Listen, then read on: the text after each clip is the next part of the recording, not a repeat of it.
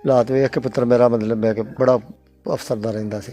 मैं आख्या था अच्छा पुत्र आयशा दी अज़ान हुंदी पे मैं भी नमाज़ पढ़न चला। वो आखिरी मतलब है कि अगों सुबह फिर उहदा मैसेज आया, उन्होंने पापा जी कश्ती च बह गया, ज़िंदगी मौत दा सवाल है, दुआ करियो। बिस्मिल्लाहिर्रहमानिर्रहीम। अस्सलाम वालेकुम नाज़रीन, मैं हूँ महरीन सब्तैन और देख रहे हैं आप मेरा यूट्यूब चैनल।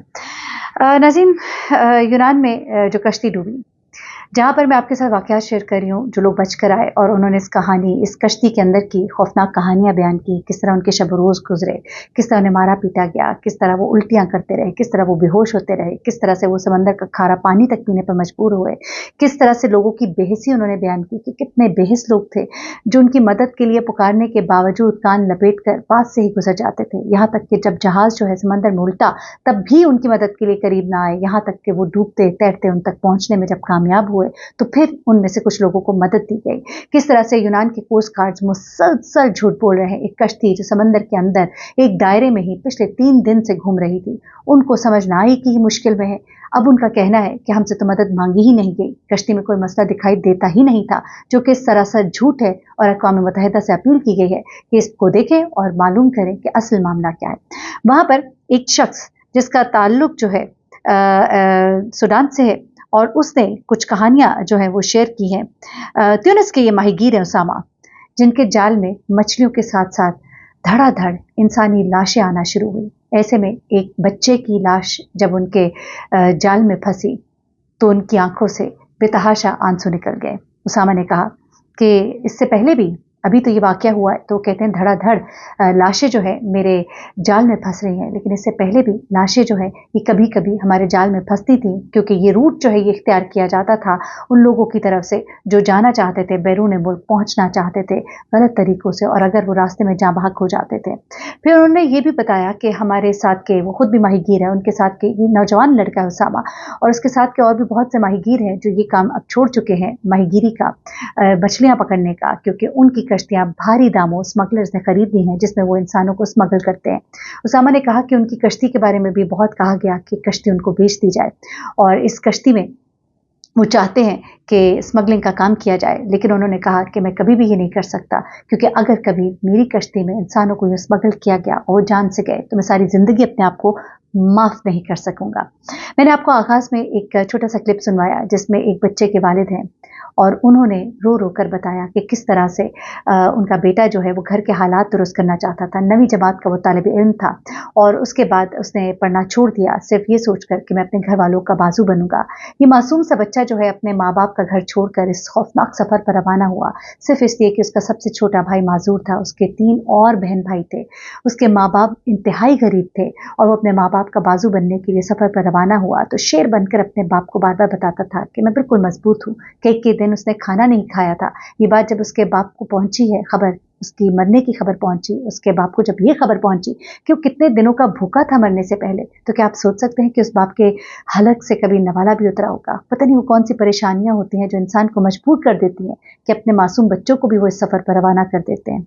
उन्होंने जिस तरह कहा ना कि आजकल तो अच्छे अच्छे लोग भी बहुत बुरे हालात से गुजर रहे हैं, तो हम तो माड़े लोग हैं।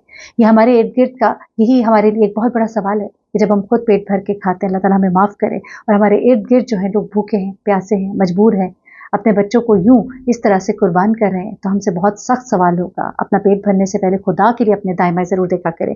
ज़रा मैं आपको बताती हूँ, मैं इस बच्चे की कहानी जो इसके वालिद की ज़ुबानी आपको भी सुनवाती हूँ आखिर में, लेकिन पहले ज़रा मैं आपको सुनवाना चाहती हूँ कि उसामा क्या कहते हैं। उसामा कहते हैं कि मछलियों के बजाय मुझे कभी कभी लाशें मिलती हैं। पहले पहल मुझे डर लगता था, लेकिन फिर रफ्ता रफ्ता मुझे आदत पड़ गई। कुछ दिनों बाद जाल से लाश निकालना मेरे लिए मछली निकालने के बराबर हो गया। गहरे रंग के शर्ट और शॉर्ट्स में मलबूस 30 साल उसामा कहते हैं कि हाल ही में, यानी कि इन 3 दिनों में, जिन दिनों में यूनान वाली कश्ती का हादसा हुआ है, वो कहते हैं मैंने पिछले 72 घंटों के दौरान 15 तारिकीन वतन की लाशें निकाली, लेकिन एक बार मुझे जब एक बच्चे की लाश मिली तो मुझसे बर्दाश्त ना हो सका। कोई बच्चा किसी भी चीज़ के लिए किस तरह से जिम्मेदार हो सकता है। मैं रो पड़ा। बालगों या बड़ी उम्र के अफराद की बात तो मुख्तलिफ होती है, वो कुछ जी चुके होते हैं, लेकिन इस बच्चे ने तो अभी दुनिया में कुछ भी नहीं देखा था। उसामा बताते हैं कि 10 साल की उम्र से वो ट्यूनिस के दूसरे बड़े शहर सफेक्स के करीब इन पानी में मछली पकड़ते हैं और इस तरह की बहुत सी लाशें उनके जाल में फंसती रहती हैं। उसके बाद वो कहते हैं बहुत से माहीगीर जो हैं वो ये काम छोड़ चुके हैं, लेकिन मैं अपनी कश्ती कभी भी उन लोगों को नहीं दे सकता जो लोगों की जिंदगियों के साथ खेलते हैं। अब मैं आपको सुनवाती हूँ उस बच्चे के बाप की ज़ुबानी, इस मासूम बच्चे की कहानी, किस तरह से ये बच्चा जो है ये अपना घर बार छोड़ के निकला इस सफ़र पर, और इस सफ़र के दौरान उसकी आखिरी अपने बाप के साथ कॉन्वर्सेशन क्या हुई वो भी आपको सुनाऊंगी, और क्या कुछ वो कहता रहा, कितना दुख है, कितना दर्द है, इस बाप की आवाज़ में वो आप महसूस कर सकते हैं। अल्लाह ताला इस सफ़र में जो भी इस दुनिया से चले गए उन सब की मग़फ़िरत फरमाए और उनके घर वालों को सब्र जमील दें, और अल्लाह करे कि अभी जो लोग लापता हैं उनके ज़िंदा होने की अच्छी खबर उनके घर वालों को मिले। ज़रा ये सुनिएगा और इबरत पकड़िएगा, क्योंकि ये सफ़र कोई आसान नहीं है।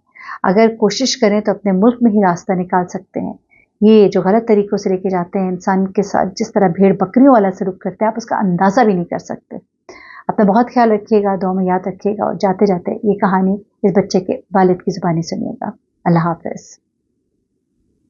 आप तो जाएगा इंग्लिश 9 ਤਰੀਕ ਵਾਲੇ ਦਿਨ ਮਤਲਬ ਰਾਤੀ ਮੇਰੇ ਨਾਲ ਗੱਲ ਕੀਤੀ ਉਹਨੇ, ਪਾਪਾ ਜੀ ਕਸ਼ਤੀ 'ਚ ਬਹਿ ਗਿਆ ਜ਼ਿੰਦਗੀ ਮੌਤ ਦਾ ਸਵਾਲ ਹੈ, ਦੁਆ ਕਰਿਓ। ਜੰਡ ਦੀ ਸਾਡਾ ਮੁਬਾਰਕਾਂ ਦਿੰਦਾ ਸੀ, ਮਠਿਆਈ ਖਵਾਓ ਜੀ, ਬੱਚਾ ਤੁਹਾਡਾ ਪਹੁੰਚ ਗਿਆ। ਸਾਨੂੰ ਕੀ ਪਤਾ ਸੀ ਕਿ ਅੱਲਾ ਦੀ ਜ਼ਾਤ ਕੋਲ ਪਹੁੰਚ ਗਿਆ। ਮਤਲਬ ਜੀ ਪੁੱਤਰ ਮੇਰਾ 30 ਅਪ੍ਰੈਲ ਨੂੰ ਸਾਡੇ ਘਰ ਇੱਥੋਂ 10 ਵਜੇ ਸਟੇਸ਼ਨ ਤੋਂ ਗੁਜਰਾਤ ਤੋਂ ਲੀਬੀਆ ਵਾਸਤੇ ਰਵਾਨਾ ਹੋਇਆ। 1 ਤਰੀਕ ਨੂੰ ਕਰਾਚੀ ਪਹੁੰਚੇ ਨੇ, ਕਰਾਚੀ ਤੋਂ ਫਿਰ 2 ਤਰੀਕ ਵਾਲੇ ਦਿਨ ਰਾਤੀ 8 ਵਜੇ ਦੁਬਈ ਤੋਂ ਮਿਸਰ ਤੋਂ ਲੀਬੀਆ ਗਿਆ ਬੇਟਾ ਮੇਰਾ। ਉੱਥੇ ਮਹੀਨਾ ਸਵਾ ਡੇਢ ਰਹੇ ਨੇ, ਪਰੇਸ਼ਾਨ ਉੱਥੇ ਹੈ ਨਹੀਂ ਪਰੇਸ਼ਾਨ ਹੋਇਆ। ਪੁੱਤਰ ਮੇਰਾ ਬੜਾ ਬਹਾਦਰ ਸੀ, ਗਿਆ ਘਰ ਦੇ ਹਾਲਾਤ ਮਤਲਬ ਵੇਖਦਾ ਸੀ ਨਾ ਜਿਹੜੇ ਵੇਲੇ, ਬੜਾ ਪਰੇਸ਼ਾਨ ਰਹਿੰਦਾ ਸੀ। ਪਾਕਿਸਤਾਨ ਦੇ ਵਿੱਚ ਹਾਲਾਤ ਤੁਸੀਂ ਵੇਖ ਲਓਗੇ ਸਾਰੇ ਹੀ ਮਤਲਬ ਹੈ ਕਿ ਸਾਰੇ ਹੀ ਪਰੇਸ਼ਾਨ ਨੇ। ਅਸੀਂ ਤਾਂ ਹਰ ਮਸਕੀਨ ਆਦਮੀ ਆ, ਇੱਥੇ ਬੜੇ ਵੱਡੇ ਵੀ ਪਰੇਸ਼ਾਨ ਨੇ। ਹਾਲਾਤ ਵੇਖ ਕੇ ਪੁੱਤਰ ਮੇਰਾ ਮਤਲਬ ਹੈ ਕਿ ਬੜਾ ਅਫਸਰਦਾ ਰਹਿੰਦਾ ਸੀ। ਨਾਲ ਦੇ ਪਿੰਡਾਂ ਦੇ ਮੁੰਡੇ ਅਗਾਂ ਪਿੱਛਾ ਮਤਲਬ ਤੇਰੇ ਉਸ ਇਹਨਾਂ ਏਜੰਟਾਂ ਨੇ ਮਤਲਬ ਉਹਨਾਂ ਨੂੰ ਕੱਢੇ ਨੇ ਇਸੇ ਰਸਤੇ। ਉਹਦੇ 2-3 ਕਲਾਸ ਫੈਲੋ ਨਾਲ ਦਾ ਸਾਡਾ ਪਿੰਡ, ਉਹ ਵੀ ਗਏ। ਉਸੇ ਉਹਨੇ ਜ਼ਿੱਦ ਫੜ ਲਈ, ਪਾਪਾ ਜੀ ਮੈਂ ਜਾਣਾ। ਮੈਂ ਆਖਿਆ ਪੁੱਤਰਾ ਮਾੜਾ ਬੰਦਾ ਕਿੱਥੋਂ ਨੇ ਹੈ, ਕੋਈ ਜ਼ਮੀਨ ਥੋੜ੍ਹੀ ਜਿਹੀ ਮਤਲਬ ਇੱਕ ਟੁਕੜਾ ਸੀ ਉਹ ਵੇਚੋ, ਕੋਈ ਘਰ ਵੇਚੋ, ਕੁਝ ਨਾ ਕੁਝ ਕਰਕੇ ਕੋਈ ਨਾ ਮਤਲਬ ਬਹਿ ਕੇ ਕਰੋ। ਉਹ ਕਰਦਿਆਂ ਕਰਾਉਂਦਿਆਂ ਜੱਟ ਨਾਲ ਗੱਲ ਹੋ ਗਈ, ਭਾਜੀ ਰੁਪਈਆ 20 ਲੱਖ ਉਹਨੂੰ ਦਿੱਤਾ। ਬੱਚਾ ਮੇਰਾ ਟੁਰ ਗਿਆ ਮਤਲਬ ਬਹਿ ਕੇ, ਅਜੇ ਹੋਰ ਵੀ 6 ਲੱਖ ਰੁਪਇਆ ਹੋਰ ਦੇਣਾ ਸੀ।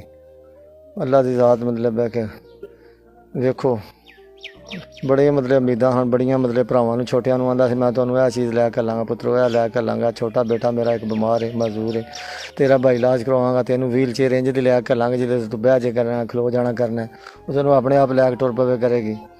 ਉੱਥੇ ਲਿਬੀਆ ਤੋਂ ਹੀ ਉਹਦੀਆਂ ਬੜੀਆਂ ਖੁਆਇਸ਼ਾਂ ਸਨ। ਪੁੱਤਰ ਮੇਰੇ ਨੇ 9 ਤਰੀਕ ਵਾਲੇ ਦਿਨ ਮਤਲਬ ਰਾਤੀ ਮੇਰੇ ਨਾਲ ਗੱਲ ਕੀਤੀ, ਪਾਪਾ ਜੀ ਅੱਜ ਦੁਆ ਕਰਿਓ, ਅਸੀਂ ਮਿਲਾਦ ਕਰਾਉਣ ਲੱਗੇ ਹਾਂ।